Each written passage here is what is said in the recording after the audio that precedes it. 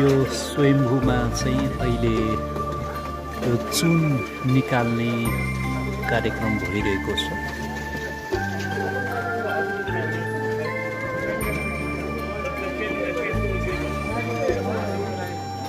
धेरै वर्षपछि यसपालि चाहिँ करिब 13 इन्च बाक्लो चुन बसिसकेको रहेछ। त्यसकारणले यसको वेट अत्यन्तै ठुलो भएको कारणले बेला बेला यसरी चुन निकाल्ने गर्दछ। तर यो धेरै वर्ष लाग्छ यो निकाल्ने। र यसपालि पनि धेरै वर्ष पछाडि चुन निकाल्ने कार्यक्रम भइरहेको छ।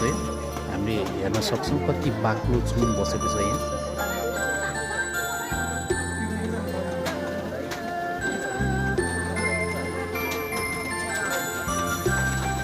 प्रत्येक पूर्णिमाको दिन चाहिँ प्रायः जसो यो चुन लाउने कार्यक्रम गरिन्छ।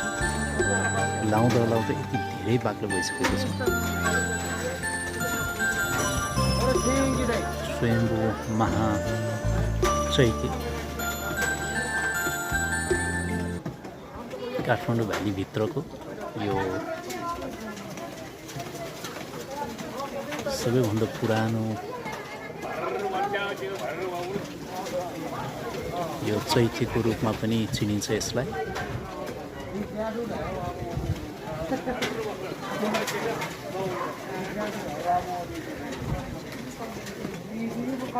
यहाँ बिहानको 5 बजेदेखि नै भक्तजनहरू चाहिँ दर्शनको लागि आउँदछन्।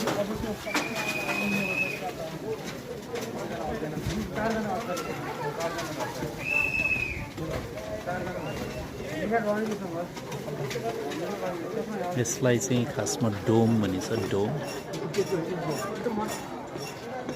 र स्वयम्भू विशेष गरेर वज्रयान बुद्धिज्मको लागि अत्यन्तै महत्त्वपूर्ण र प्रख्यात ठाउँ हो।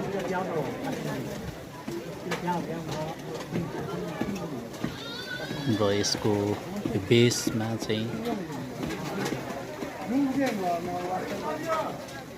मानिहरू छन्।